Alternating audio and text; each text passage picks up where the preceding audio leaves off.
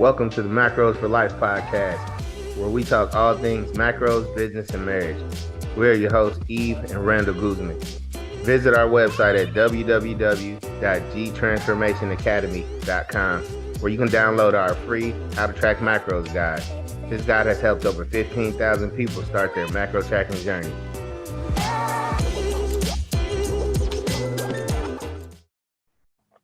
Hey everyone, welcome back to the Macros for Life podcast. I'm your host, Eve Guzman, with my husband, Randall Guzman, and we have a special guest today that we're probably less than an hour away from, and we're meeting on video for the first time. We are Instagram friends, so we'll have to eventually make this like a real life thing.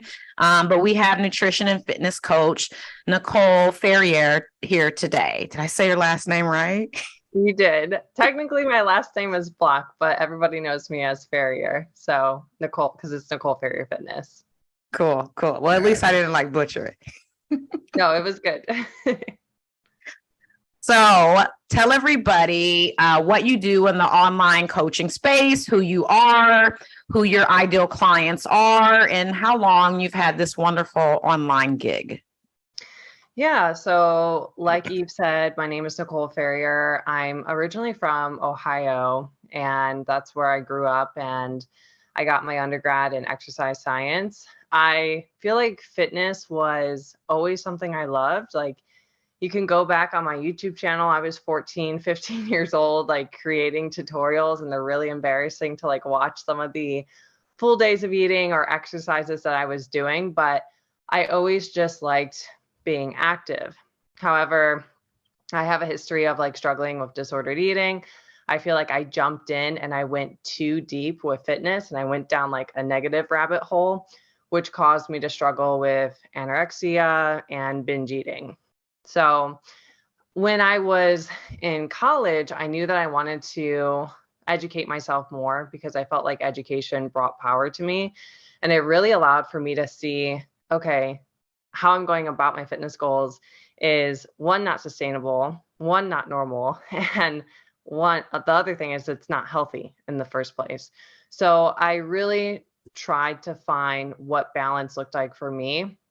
And that's where I found macro tracking. It was probably my sophomore year of college, and it completely changed my relationship with food. It allowed for me to see food as fuel. It allowed for me to work on overcoming some fear foods that I had. And it really provided me with data. And I think that was a big missing piece for me, because before then I was just kind of winging it, looking at a magazine, looking at an article, trying to follow that, not really sure what I'm monitoring. So found macros, really found my passion for exercise science, started lifting in the gym. And then I found bodybuilding mostly because of YouTube. I was always into YouTube when I was a kid. Started seeing Nikki Blackadder at the time. I'm not sure super OG. Followed her, binged on all of her bikini preps. Yeah. So when I saw her, I really resonated with her. I was like, oh, she's this cute little blonde girl, but she could kick my butt. She's so strong. And that's something that I wanted for myself. I did gymnastics growing up, so I wasn't always the strongest athlete. And that's because I always prioritized cardio over lifting. But I realized, in order to gain muscle, one, it's difficult to do, but two, I'm going to have to lift some weights. So I started lifting. She really inspired me, and that's what got me into bodybuilding. And then I actually started coaching while in college, because I would have other girls see me lifting, or they would see me paying attention to my nutrition, or they would see my very awkward Instagram selfies back then, and they would start asking questions. And I was like, I don't even know how to coach, but sure, you could pay me $35 a month and I'll coach you. I had no idea what I was doing, but that's really where my business started. And then I would say after I graduated, which was 2017, I tried to go in the workforce. I tell everyone I had a midlife crisis at 22, and I quit my job, went all in. And then I've been full-time online coaching since 2018. And you're not charging $35 a month anymore. No. So if anybody's like, oh, I can get started doing that, do not do that. If you guys DM any of the three of us, we will tell you it is not the market rate or the industry rate right now is not $35 an hour. Nicole has been doing this for a long time. She has a lot of experience. She's made so many transformations. It's not $35 a month anymore. So, but I don't even think that's a gallon of gas now. it's hard. It's definitely difficult. But Randall and I can definitely relate to you. We grew up on, I don't want to say grew up, but we really got more in love with bodybuilding because of YouTube and Instagram and all of that stuff. So we were in that same era with you, watching everything. I probably binged more on people showing their preps and stuff, because around the time that I think you were coaching is when I was prepping for my first shows. It was like 2015 to 2018. Like YouTube was it. That's where I learned how to do so much. But I know between the three of us, we learned how to do things really wrong too. And I was doing the same thing as you. I was prioritizing cardio before lifting. And my husband was the one that had to actually get me to start picking up weights back in 2013. He's like, you're really not working out. And I'm like, yes, I am. Yes, I am. Like, have my little membership, went to the door, swiped the key, straight to the treadmill. He's like, you're not really working out. And I was so offended. But I love now that even in your bio on Instagram, if you guys check the show notes and go check her out, it doesn't say like get lean and get skinny and like shred weight and fat loss coach. Her bio actually says she helps them get strong, plus improve their relationship with food.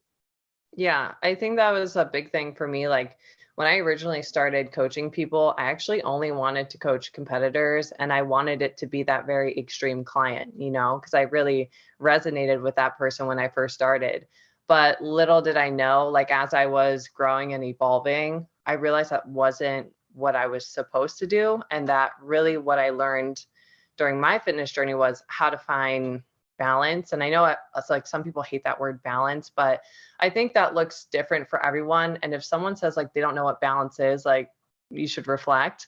Balance should look like a flow, and it should feel a little effortless, and it shouldn't be anxiety provoking or fear provoking. And that was so much of my fitness was anxiety, fear. You're going to get fat. You're going to, have no friends. You're going to, be judged or whatever. There's so much fear over every little thing that I did that it wasn't sustainable. And I just burned myself out. And I think a lot of women struggle with that when they start. And that's why they don't like fitness, is because a lot of like the diet culture has conditioned them to like you're never good enough and you're always going to hate yourself, basically. Mm-hmm. Can you do like a little comparison of like 2015 to 2018 Nicole versus 2023 with like what you mentioned, food you wouldn't eat, but now you eat it? How much cardio then? How much cardio now? Weight training? What's like the biggest differences between who you were then versus now for you to get balanced? Yeah. I mean, it really makes me sad how much time I wasted doing everything wrong. Like 2015, I was probably doing an hour of cardio 6 times a week, year round, clockwork. Mm-hmm. And I wouldn't take days off. So, I would lift like 6 days a week, and then an additional day would be doing cardio. I didn't take rest days for probably 3 years when I first started. I, even in high school, would wake up at 5 a.m. to go work out before school. And then I had to work after, high school. So I was like, I have to fit it in. I was very obsessive. 2018 was getting better. I was, tracking macros. I was taking 1 to 2 days off, even though it was very anxiety provoking. I remember hating that. Still doing a little bit too much cardio, or I was like a little iffy on going into a building phase. I was like, you can go into a quote unquote building phase, but you can't weigh over X amount of pounds. Like I wasn't fully in the process. Or if I was in like the middle of bodybuilding, which I was in 2018, I would only give myself like 6 to 8 months in an improvement season, which is nothing. So I was like, I got the process. I knew what you were supposed to do, but I was still fearful to be all in on that process. And then to now, totally different. Now in 2023, I train 4 times a week. I take 3 days off. I do no cardio other than just daily activity and steps. I used to be kind of obsessive with tracking a little bit. 2018, again, like I got the concept, but I ran with it and was still getting a little too obsessive with it. Now I track 4 days a week and I take 3 days off, which was like unheard of for me. And I really like going out to eat, which that's another thing that was like unheard of for me. Like, you like going out to eat? Like, you want to drive an hour to a bakery to get donuts? Like, yeah, I want to do that now. So if you would have gone back and told like 19-year-old Nicole, I would be where I'm at today, like I would have thought you're crazy. Like I would have been like, no, like I'm way too dedicated to be like that person. Again, finding balance or whatever. But I'm so much happier being here. I can definitely relate. Because like you said, for years, like I worked out 7 days a week. I mean, if I wasn't lifting, I was out doing sprints or something, and I didn't want to go out to eat. I just wanted to eat meal prep all the time. And I did it for so long until I finally injured myself. And then I was forced to take months off and sit back. But that's the dangers of us learning how to do all these things on YouTube and different kind of social media sites like that, instead of actually investing in a coach that actually teaches us how to do things the wrong way. And I mean, the right way. And sometimes we get hurt doing those things. So I can definitely relate to you in that matter. Yeah. He used to say hashtag team no days off on every post. And I'm like, he had a t-shirt. You had a tank that said that, didn't it? Yeah. Like, no days it's glorified. Off. It's glorified on the internet sometimes, and it's just not smart. What do you mean? What is no days off? And like, people didn't want to work with us because they're like, we have to work out all the time with the Guzmans. They didn't want to come to our boot camps and our like personal training group sessions. They're like, those people don't take any days off. But I was doing the same thing as you, Nicole. I knew the basics even when I came off of prep, but I stretched it because I wanted to stay lean. Like, yeah. I was like, oh, I'm smarter than all these other people. Like, I can like play around with my hormones. I can play around with like being a little less calories, consumption. And then like you, it was the same thing of like, I was supposed to take a building season, but it was like, I would only build up into a point that I could gain weight and then I would pull back. Mm-hmm. And so I wasn't following all the rules.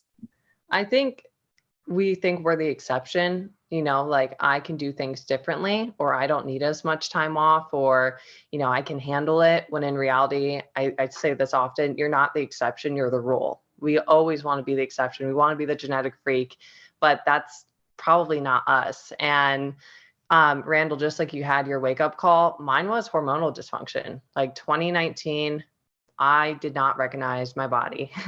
I had so much hormonal dysfunction because I thought I could get away with it, lifting so much, being reckless with my body, dieting too hard, not prioritizing sleep, slamming probably like 600 milligrams of caffeine a day. I thought I could get away with it. And then my body eventually said, hey, you're not listening to me, so I'm going to make you listen. And that's when I was dealing with like gaining weight rapidly, like chronic inflammation, digestive issues. I was the heaviest I've ever weighed in my whole life. Like I couldn't even recognize my face because of the inflammation, and it scared me so much, but it really allowed for me to kind of embrace that body because I knew I couldn't fight it. Like I was like, you've lost this fight, so we got to fight it in a more different way of like healing, which sounded like not fun for me, but I knew that was the only way through it. Mm-hmm. Yeah, I feel like your story is really similar to one of our friends online. Her name is Wandy Wellness. She was kind of the same way, like had to take a huge break and step back. And it was like no cardio, no huge step goal. Started off with 2 days a week of training. She came down from like 6 or 7.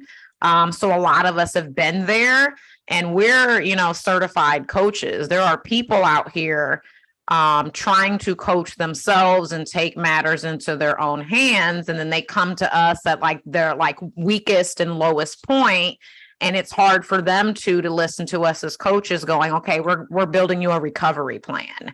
We're going to be pulling back on everything. We're going to be focusing on getting back to the basics. And they're like, well, I just want to lose weight. I didn't sign up to like balance myself. And no one wants to hear that part, but it's happening for everybody, coaches, non-coaches, and it's like a really huge pill to swallow, but it is the right way. And it usually becomes the only way, because if you keep pushing, you're only going to get resistance from your body. Yeah, like a lot of people will be like, I'm so uncomfortable, I'll do anything. And I'm like, I know you'll do anything. That's why you're here in the first place. And your coach wants you to lose body fat. Like we don't want to say no. Do you think that feels good for us? But we also don't want you to be in a worse position, to be putting in the effort in and not getting a response back. Like I'll never forget a coach that said this to me in a competition prep when my body wasn't responding. He's like, yeah, it's no fun. Like when you're putting in all this work and not getting paid for it. I'm like, yeah, that's pretty messed up. Like that's not an enjoyable experience. So if your coach says you need to reverse diet or you need to go through a healing phase, like don't just go and hire a coach that's going to give you a yes answer to dieting. Like maybe you should listen to someone that doesn't necessarily agree with you. Yeah, we turn a lot of people down and say, you know what, we need to have you in a maintenance phase. We need to have you do a reverse diet. And we're honest, we're like, other people will take your money and run. And you're going to be in the same spot a year from now or worse, but this is the best advice you're going to get. Some sign up, some don't, some come back. Yeah, definitely. Have you been someone that has been on prep or not on prep, and you've cut calories, not lost weight, and just have been cutting and cutting and cutting away, and still have been unable to lose weight? Yeah, that was probably my 2019 prep when I didn't lose weight for like 4 months, and I was up to like 2 to 3 hours of cardio a day. I was walking like 20 to 25,000 steps. I had lost my mind. I was at like 80 grams of carbs and I was not losing weight. And I just kept thinking, if I could just push a little bit harder, if I could just push a little harder. And I'll never forget this moment on the treadmill when I had 3 hours of cardio and I was dragging during my second session. I had just recently started. I was dating my boyfriend, now husband, and he looked at me with so much concern and he's like, are you okay? Like, do you need to sit down for a bit? And I remember thinking, this is not normal. Like, you should not be pushing to this level. I get that there's so many people out there that will say beast mode, push harder, don't you want to win? But I just wanted to feel healthy, and I felt like I'm putting in all this work. I get frustrated because everybody says calories in versus calories out. The math ain't math in here, There's way more output than input here. I wasn't quote unquote cheating on my diet. It's just like white fish and green beans and mustard and egg whites, like boring stuff. So I'm like, something is not right here. And I actually remember competing. I wasn't happy with my conditioning because I was inflamed because the hormonal issues. And I remember thinking, I cannot wait for the show to be over. And that's how I knew there was a problem, because every single show day was my favorite day, because I always feel like super beautiful, super confident. Like even when we got married, I kept thinking, I can't wait to compete again, because like I feel so beautiful on show days, but I just didn't feel like myself and I wasn't confident. And nothing is worse when you're putting in work and you're not confident in your physique. To be honest, I was embarrassed. And so I was like, I just want this day to be over because there's something wrong and I know I need to work on it. That was me. And that was him looking at me like I was crying on the treadmill. Remember when we lived in the Indiana house and that extra office, Randall had the treadmill? He'd open up the door at dinner time. He's like, are you going to eat? And I had the treadmill like all the way ramped up. I don't know like what. It's on like 12. Yeah, probably. I don't remember like what the numbers were. And then he asked me and I just broke out into tears because I'm like, I'm not losing weight. I'm like, I have cut my calories. I was at 800 calories per day. That's how low I was in prep. And I think I was 2 months out and we were trying to decide if we were going to call it and do it. I think I ended up doing it. I think that was the last one. And he asked me about dinner and I broke into tears. And I was like, I can't even eat anything today because I need to get more negative in numbers But it's like you said, the math ain't mathin'. Yeah.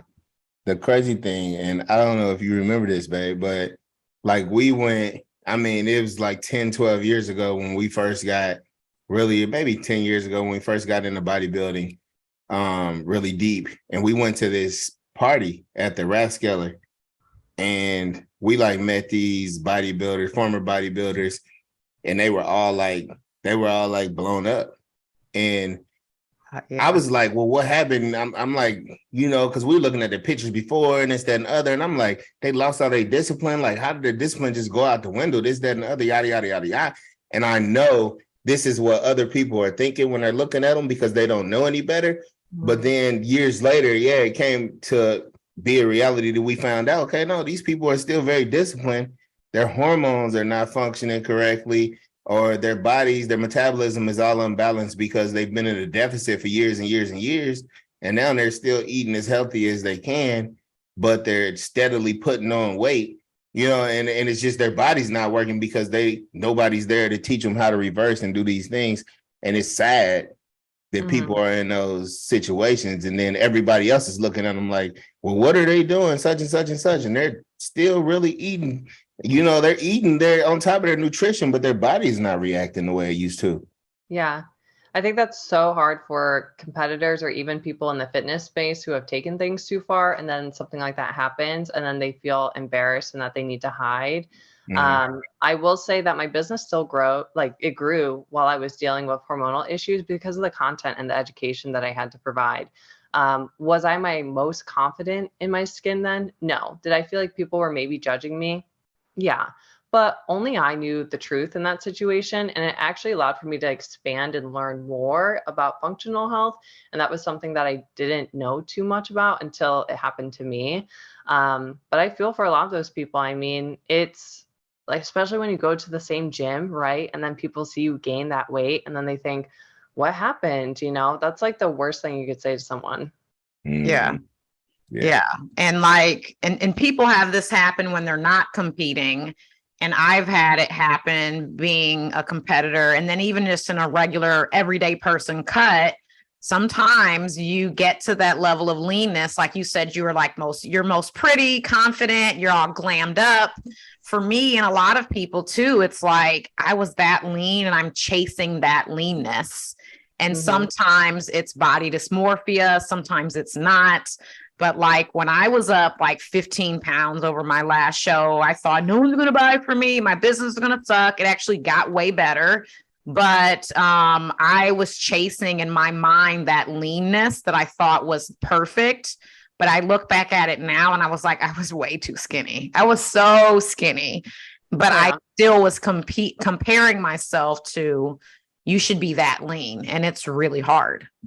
Yeah, definitely. I mean, I actually really like where my body is at now, which I find funny because the old me would think that I weigh too much or whatever, or that the size I wear is too big. But I'm like, oh, I like how I look. I feel like I look strong. I look athletic.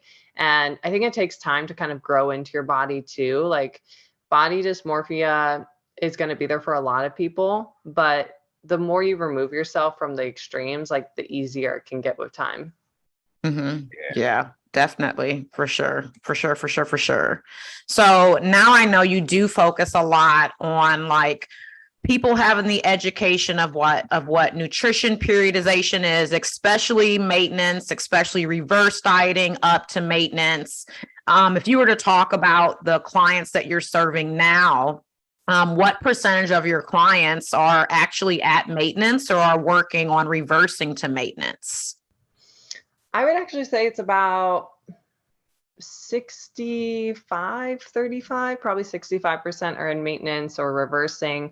A lot of my clientele are working on their relationship with food. So maybe they're coming off of dieting, or they tell me, I don't know the last time I've eaten over, 1,800, 2,000 calories consistently. And I tell people that there's two different types of restriction. We've got caloric restriction, but then we've got mental restriction. And both of them matter. Both of them are considered being on a diet because it can still damage your psyche when it comes to food. So those people are, reversing, getting to maintenance or even a surplus. depending on their goals. And then I do have some in a fat loss phase.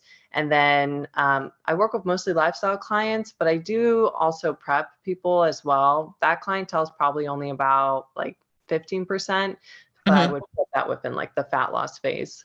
Of the people coming to you that you end up putting in maintenance or reverse, do you feel like some of them are getting like shocking news of like, let's like heal yourself first, let's get to maintenance, and fat loss will be like in the future? Are there people that are like, what? I think I would say 2 years ago, definitely. But now I almost feel like people come to me and they're already at that breaking point, right? Like they already know what they need to do. But there are some people where they do seem to be in a good place calorically. Then we implement a cut. We make sure that they're consistent. We make sure their habits are in check and all that underlying habit-based stuff. But then their body's not responding the way that we want. And then that can be an awkward conversation of like, hey, I know you wanted to go from point A to point B, but now I'm going to throw in some detours to your goal. And so that can be uncomfortable. But I think as long as you have that trust and like open communication, then the client can feel comfortable with it. Are there any calorie levels or numbers that you see a lot with either men or women that are kind of like that number that a lot of people get fearful around? Like, is it 1,500, 1,800, where they're like, oh, I just can't get past it, it seems so big? Yeah. Well, first and foremost, I really try to look at their food logs, make sure they're tracking right. There's so many people where I'm like, what? Net carbs, or like they're tracking certain things incorrectly or going out to eat too much. But for women, I would say it depends on the height of her and her age. If she's only 4'11" or 5 foot, that calorie range might be a little bit lower. I've ended diets, around 12 to 1,300. They're not on there the whole time. That's the very end. And then competition, like competitors, that's a different conversation too, on how low are we comfortable? Where's your health markers at? I will not keep prepping someone if I see that their health is being compromised. I'm not someone that is trophy hungry. I am happy to pull someone out of prep. And then for men, I would say it's probably around, again, it depends on the height, but 1,600 is pretty low for a male. So that's where I get nervous. Even, if they're like 6'5", 1,700, 1,800 can even be really, really low. Yeah.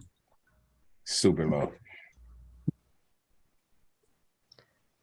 When it comes to the clients that you're working with that are in maintenance phases, do you have a lot of clients that feel comfortable eventually exploring intuitive eating? Or do you think you have a lot of clients that just like, being accountable, tracking, and staying on top of it with like data? That's actually a conversation I have with a lot of people of like, what are your goals like with food long term? And most people do want to get to be more intuitive. So I like to start easy with like doing an untracked meal, or even just working on, hey, like let's have your normal foods that you have, but just don't put them in your app for the day. So I like to work on taking baby steps. And I also asked them, like, what are some things that are still giving you some anxiety? Because a lot of those people are still super regimented and structured. Those would really be the only people that I would say, like, hey, like, let's go to intuitive eating. Because I don't think you can go from like not tracking to intuitive eating. But when it comes to that conversation, we got to kind of see what they're comfortable with and what is the most anxiety provoking. So it's usually going out to eat. And then, maybe they went over their calories, but it's about building confidence in those scenarios. For myself, I feel like as a bodybuilder, people look at me crazy when I say, I take like 3 days off from tracking. They're like, what? And you still want to keep competing and all that? But for me, like my mental health is super important. And I know if I'm tracking all the time, like I've been doing this for so long, like if I can't not track for a day or two, there's a problem. So I feel like as coaches, like we need to think of our clients long term. And I don't see any of my clients tracking when they're like in their 80s. I would just hope that they could make good food choices and that I've created that foundation for them. Yeah. Just talking about how you were like, you've been tracking for so long. I feel like it was super interesting and impressive that you actually started tracking in college. For some of our listeners out there that may be younger, Can you give them some tips on how you actually stay disciplined in college? Because in college, there's so many other things out there that you're, you know what I mean, exposed to the alcohol, the fast food, the cafe food, and at school. Like it's hard to stay on track in college. Like, how are you able to do that? And what are some tips? So unfortunately, I will say part of what made me go initially more the health route was struggling with more disordered eating, but that always kind of kept me out of trouble. Even in high school, I'm like, I don't want to drink because it has calories in it, you know? Mhm. So I'm not saying that was a positive thing in my life, like having an eating disorder, but it really did kind of get me away from like the fast food and drinking. I will say if people are struggling with that, it is important to look at the finances too. I know some people, like their parents help out a lot. But it can help to even work on creating friendships around people who are more fit. That's not necessarily a bad thing, you know. And then for like staying on track, I honestly in college, like I eat pretty similarly to what I did then. Like I like convenience-based items. So I like fruits that don't have a lot of prep. So like bananas, oranges, apples. I like frozen veggies. I like pre-made meats where you just have to throw them in the stove. You don't have to do a whole lot. I like smoothies because that's very easy. I had like an on-campus apartment too, and I was able to cook all of my meals. Like I had a stove, I had a microwave. When I only had a microwave and a fridge, and I had like the thing where you could go to the food court, I would buy staples at the grocery store of like, again, like fruit or protein sources. And then I would just like go get like a chopped salad, get something more fresh there and like warm and bring that back and then just add a little bit extra to it. Kudos to you, because I ate like shit in college. It was like pizza, burgers, and beer. But hey, y'all hear it. It can be done. It can definitely be done. I was happy I was just eating in college.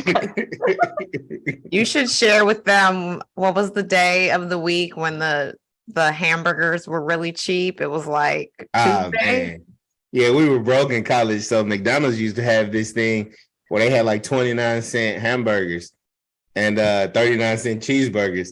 So me and my roommate would go to McDonald's and we would buy like 29-cent hamburgers and go to the store and buy like a pack of cheese. And then we would feast on those hamburgers for like 2-3 days. So like our diet was just terrible. It was terrible. With a whole bag of Lay's chips. Oh yeah, you had to have chips on the side. I mean, I was lucky. I mean, my parents did help out a bit in college. It wasn't until like after that they're like, see ya, you know, but yeah. A lot of kids I know don't have that, but I will say food courts, they seem to be getting better. I just visited my college campus. Well, I haven't been there for a couple of years. I'm like, dang, like they got all this now, you know? So like, I feel like the health luckily is getting a little bit better.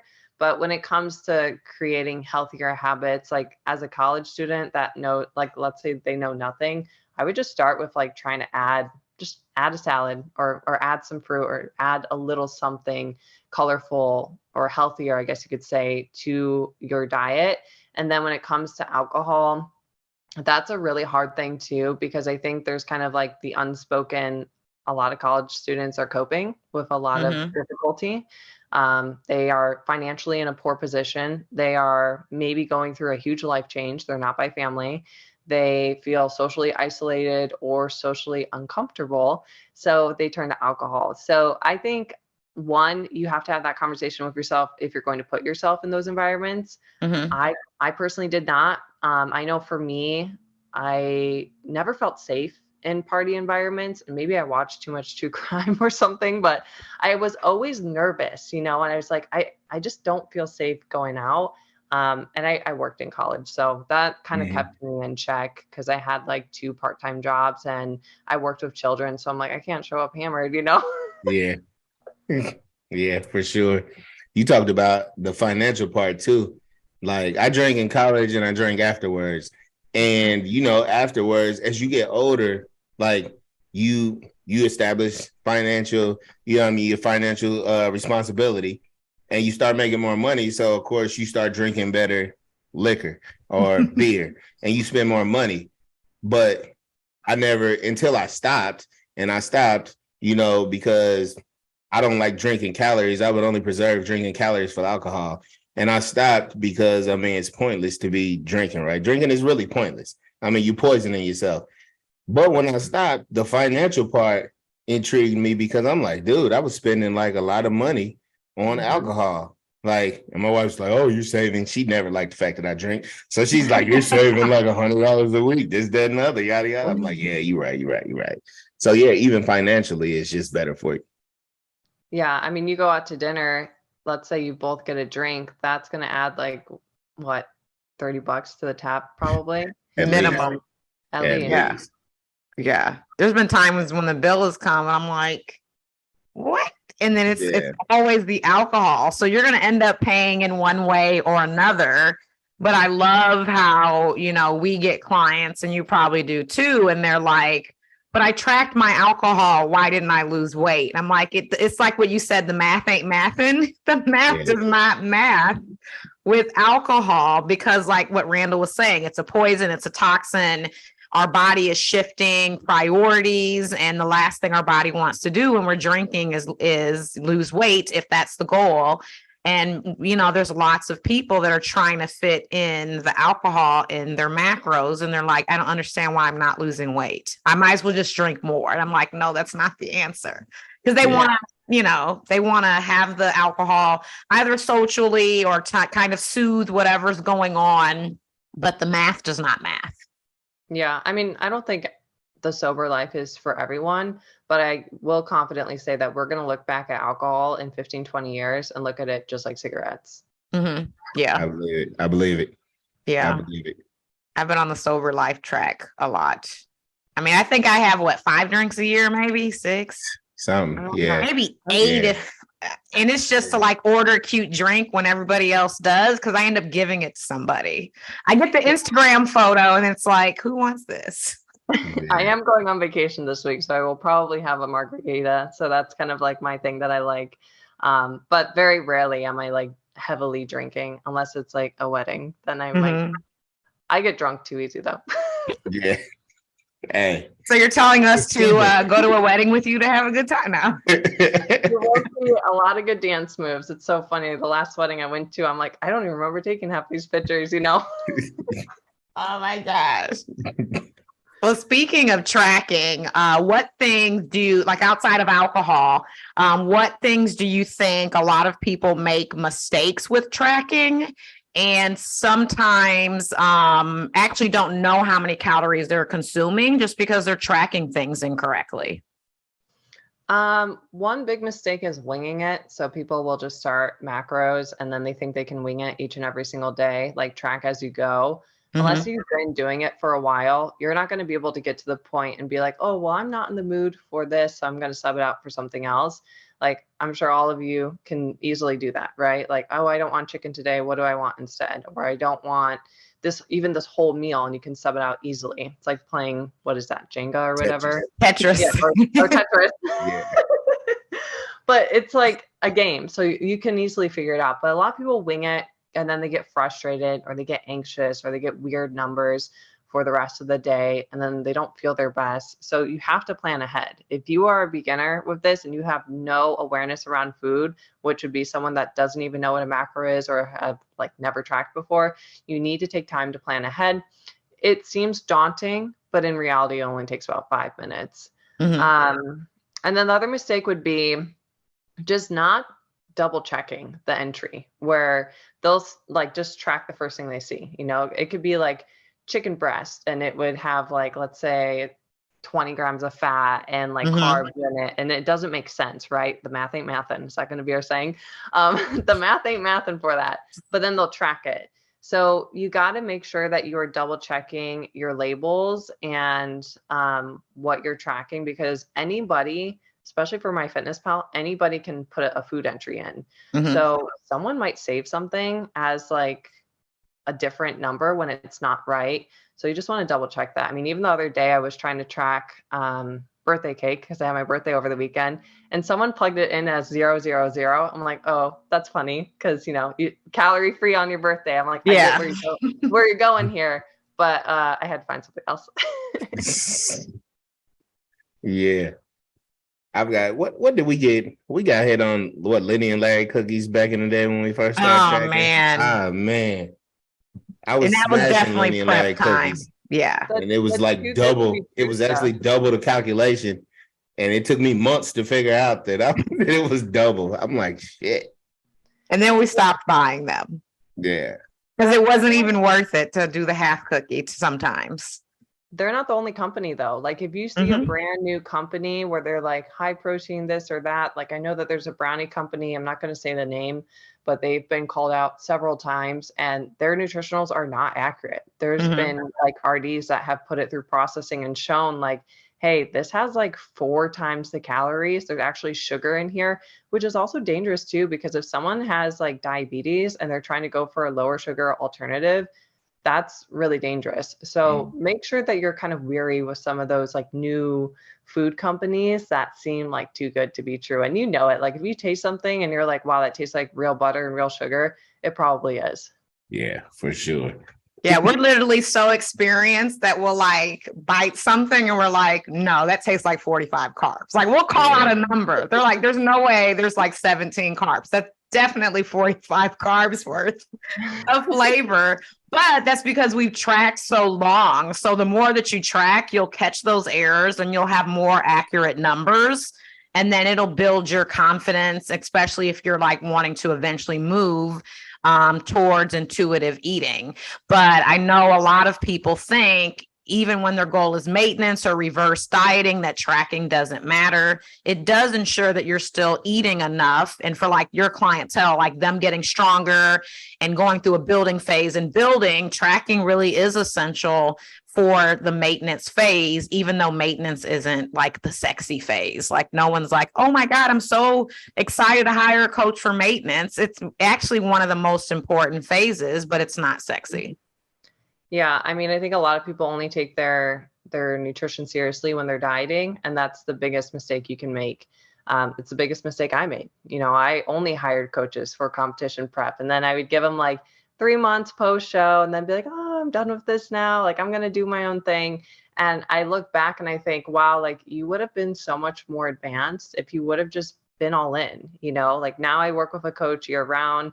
My body has drastically changed and I haven't dieted for almost 2 years now. And I'm still seeing positive changes. And that's a big misconception too, that you can only see positive changes in your physique when you're dieting. That's not true. Mm-hmm. Yeah, Not at all. absolutely. Not at all. Most of the time, it's actually the opposite because once you're in maintenance, you're able to put on that muscle. You're able to put on, so you see a lot of gains when you're actually in maintenance as long as you're doing it right. Or people go into a fat loss phase and they're like, why am I not shredded? Because you never really did maintenance and you don't have any muscle under there. We just took fat off of fat. We want to take fat off of muscle. Yeah. No one be offended, but that's really what's happening when you're like looking at one of your favorite people you follow on Instagram. Like you have to build the muscle to reveal it later. And people don't really think about that. They just are like, when I want to look leaner, I want to look leaner. And they think that muscles will be there. Yeah. Or I think a lot of lifestyle people compare it to like the fitness model or the competitor. And then you never know what goes on like behind closed doors. So like, is it even an equal playing field, you know? And a lot of lifestyle clients don't know that. Right. Yeah, because they're seeing like the highlights and not really the play-by-play of what's happening. I remember people wanted to hire me when I was on prep and they would go, I want to look like you when I read their application. And I would tell Randall all the time, they don't want this. I was like, you don't want this because the like what I am giving up, all of the restriction, the crying. I remember one time, and it's probably on another podcast, but I cussed the entire family out one night when they ordered pizza and wings and I could smell it on the second floor of our house. They were hiding in a room eating the food without me, and I lost my shit. We were in the man cave. The kids wanted to eat out because when she used to go on prep, the whole house used to basically be on prep. Like not to the extreme that she was on, but we couldn't eat because you know when y'all on prep, like the fuse is short. So like you can get chewed up for anything. Like so we used to be on prep too. So we were like in my man cave, me and the kids, and we're all in there eating our snacks and stuff. She busts in there going off on us. It's like, it's crazy, but yeah, I wouldn't want to do that shit. Somebody asked me, like, they were like, "Are you gonna compete?" While she was competing, I'm like, "Hell no!" Like, I see it. I see what y'all go through to compete. I don't want no parts of that. Yeah. Literally, the last one was so bad. I asked permission. I was like, "Is it okay for me to prep? Is it a good time?" And he said yes. And that after that, I was done. That was it. No more. Yeah, I feel like you have to plan it out now. At least I know I was already like having a conversation of like, I think I want to do it next year. And then my husband already knows, oh, you can't really travel anywhere, like you can, but it's definitely not as fun. Like I think the last time I prepped was 21, like the year 21, and I had to have meals delivered to my parents' house, and I'm like super low calorie. I'm like, this is not fun. Like I just want to be able to get dinner with my parents. Mhm. Oh, yeah. Or like taking the scale to a restaurant, taking your own like condiments. It's a lot. You got to do a lot, but it takes a lot of dedication. It's just not something that should be done 365 days a year, every year. Yeah, I think it takes a very unique person to be able to do that. And I now see that some people have that switch where they can turn it on and turn it off, and not off as in I'm not training, I'm not doing anything with my nutrition, off as in I'm not as extreme. I can find my balance. I can find that middle ground for myself. A lot of people can't do that. So I think that's why a lot of people hate competing, is they're just not the right person for the sport, and that's okay. And if you would have asked 2015 Nicole, I would have said everybody should compete. Like so stupid. Like no, that is not true. Definitely not true. Yeah, you hit the nail on the head with that one.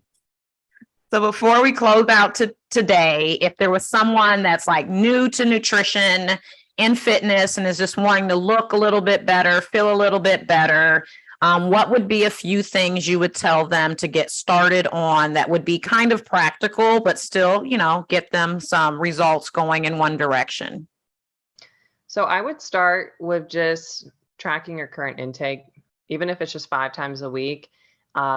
And you're probably going to have to increase your protein. So at least around 0.8 per pound is a really good like starting point. If you're going from like 40, 50 grams a day, you can work on inching that up weekly until you get used to handling more. My next piece of advice would be get a training program. There's so many great apps out there. There's so many great people out there that offer affordable options for training programs. So you don't necessarily have to hire like a coach one-on-one, but get a training program. And I would say get one that's going to have like video tutorials, so you have more confidence on what you're doing in the gym. If it's in the budget for you, try to hire a good personal trainer if you feel totally lost, because if you can master like the basic squat, shoulder press, deadlifts, like just the compound movements, you're going to have so much more confidence down the line, and you're going to be able to figure out the single joint stuff.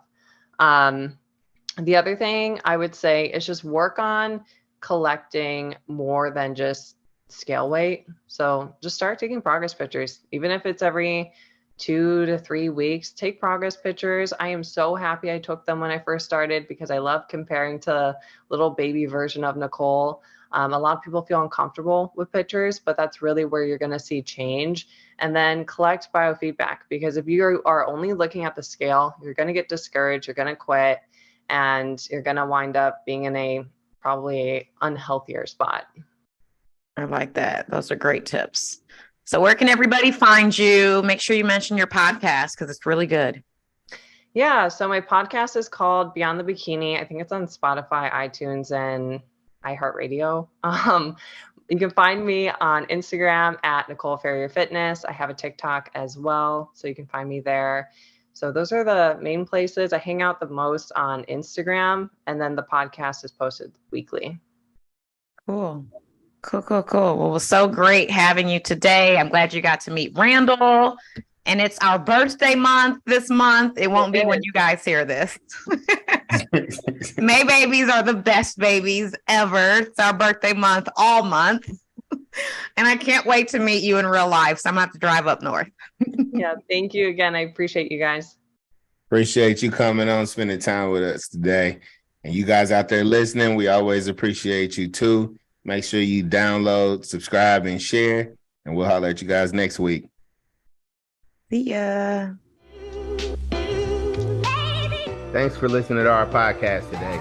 Make sure you like, share, and tag us on Instagram. Also, subscribe to our channel so you don't miss future episodes. In the meantime, be healthy and get wealthy.